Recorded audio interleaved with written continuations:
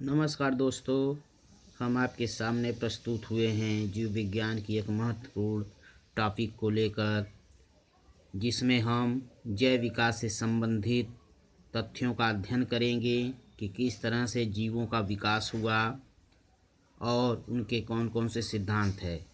तो दोस्तों, आइए इसको समझने से पहले सर्वप्रथम इस चैनल को सब्सक्राइब कर दें और बेल आइकन को प्रेस कर दें ताकि आगे आने वाले वीडियो का नोटिफिकेशन आपको सबसे पहले मिल सके। जैव विकास धीमी गति से होने वाला क्रमिक परिवर्तन है, जिसके परिणाम स्वरूप पूर्व काल के सरल संरचना वाले निम्न कोटि के प्राणियों से आधुनिक जटिल एवं उच्च कोटि के प्राणियों का विकास हुआ। अर्थात जैव विकास का अर्थ है कि सरल जीवों से जटिल जीवों का विकास। जैव विकास के संबंध में विभिन्न वैज्ञानिकों ने अपना अपना मत दिया है और अपने अपने सिद्धांत प्रस्तुत किए हैं, जिसमें निम्नलिखित वैज्ञानिक हैं। आइए इनका हम अध्ययन करें। जैव विकास के सिद्धांत में 3 महत्वपूर्ण सिद्धांत हैं, जिनको हम क्रमशः जानेंगे। पहला है लैमार्कवाद, दूसरा है डार्विनवाद, तीसरा है उत्परिवर्तनवाद।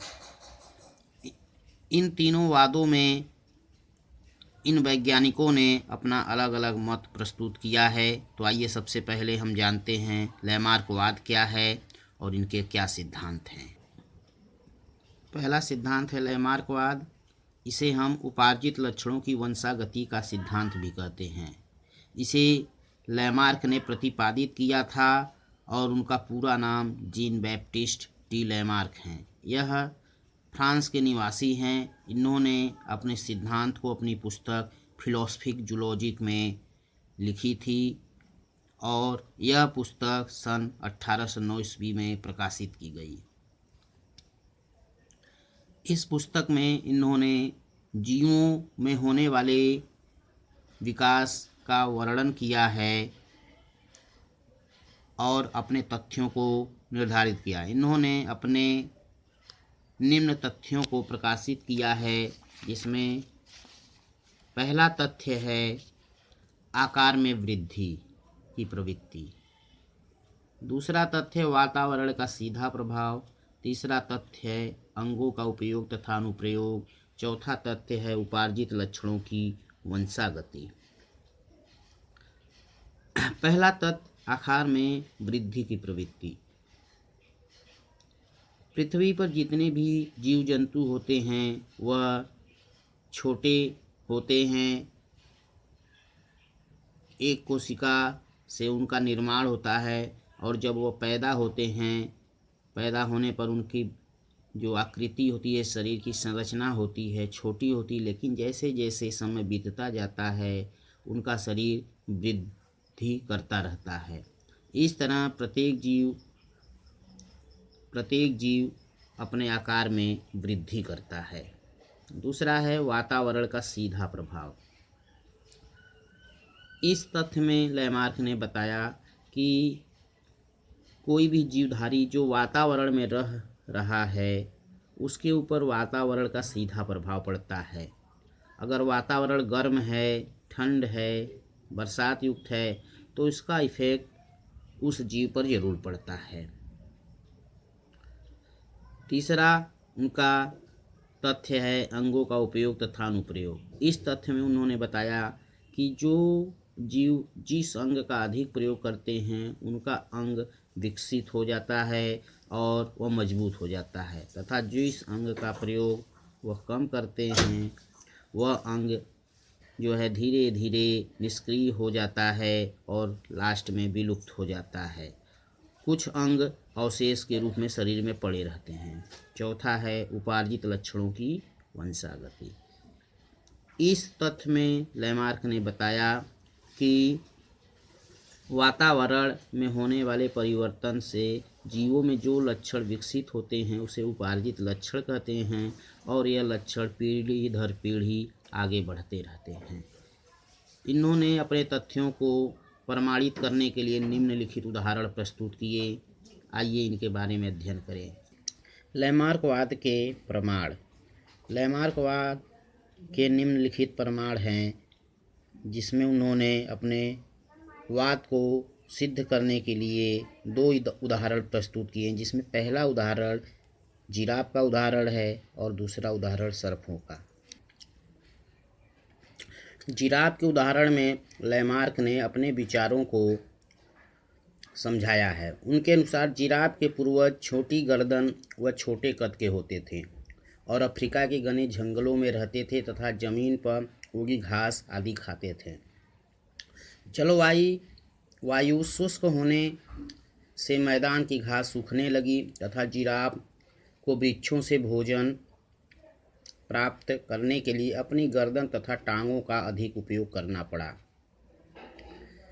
इस प्रयास में इनकी गर्दन तथा अगली टांगें लंबी होती गईं और यह लक्षण पीढ़ी दर पीढ़ी वंशागत होकर आधुनिक जिराफ का अस्थायी लक्षण बन गए। जैसा कि चित्र में दर्शाया गया है कि प्रारंभ के जिराफ किस तरह छोटे गधे के समान थे जो नीचे उगी घासों को चर रहे हैं, लेकिन जब धीरे धीरे मौसम बदला और नीचे के घास फूस समाप्त हो गए तो वह भोजन प्राप्त करने के लिए अपने सिर को ऊपर उठाया और वहाँ के भोजन को उन्होंने ग्रहण किया और धीरे धीरे जब वहाँ के भी पत्तियाँ समाप्त हो गईं तो अपने भोजन को प्राप्त करने के लिए वह अपने सिर को और उठाया और इस तरह उन्होंने वहाँ का भी भोजन ग्रहण कर लिया।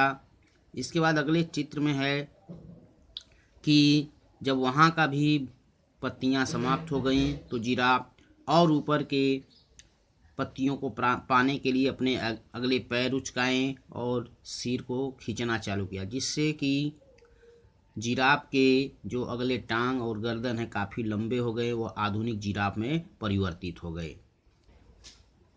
दूसरा उदाहरण उन्होंने सर्पों का उदाहरण लिया, जिसमें उन्होंने बताया कि सर्पों के पास पहले पैर होते थे जो उनकी सहायता से यहाँ वहाँ आते जाते थे। जब वह चलते थे तो उन्हें घास फूस में दौड़ने और बिलों में घुसने में काफ़ी परेशानी होती थी, जिसके कारण उन्होंने अपने पैरों का इस्तेमाल करना बंद कर दिया और वे धीरे धीरे छोटे होते चले और अंत में विलुप्त हो गए और यही लक्षण वर्तमान में अस्थायी हो गए। जब लैमार्क ने अपने सिद्धांत को सन 1809 ईस्वी में प्रकाशित किया तो अनेक वैज्ञानिकों ने ऐसे उदाहरण प्रस्तुत किए जिससे उनकी काफ़ी आलोचना हुई। जैसे वैज्ञानिकों ने बताया कि अंधे माता पिता की संतान अंधी क्यों नहीं होती हैं, पहलवान का बच्चा पहलवान क्यों नहीं होता है, विकलांग माता पिता के संतानें विकलांग क्यों नहीं होती। भारतवर्ष में सदियों से महिलाएं कान नाक छेदाती चली आ रही हैं, लेकिन उनकी संतानों में कान नाक छेदे नहीं होते। ऐसा क्यों होता है? लैमार्कवाद की इस तरह से आलोचना हुई। इनके विरोध में एक वैज्ञानिक थे बीजमान, जिन्होंने अपना प्रयोग किया।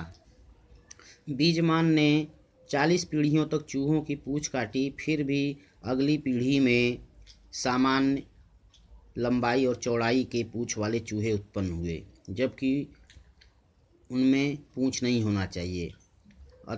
अतः उन्होंने सन 1892 में अपना एक सिद्धांत प्रस्तुत किया, जिसे जनन द्रव्य का निरंतरता का सिद्धांत कहते हैं। इसमें उन्होंने बताया कि जीवों में वही लक्षण वंशागत होते हैं जो उनके जनन द्रव्य में परिवर्तन कर सके, और जो लक्षण कायिक होते हैं वह एक पीढ़ी से दूसरी पीढ़ी में नहीं जाते हैं। धन्यवाद दोस्तों। आगे का वीडियो प्राप्त करने के लिए हमारे चैनल को देखते रहिए। धन्यवाद। नमस्कार।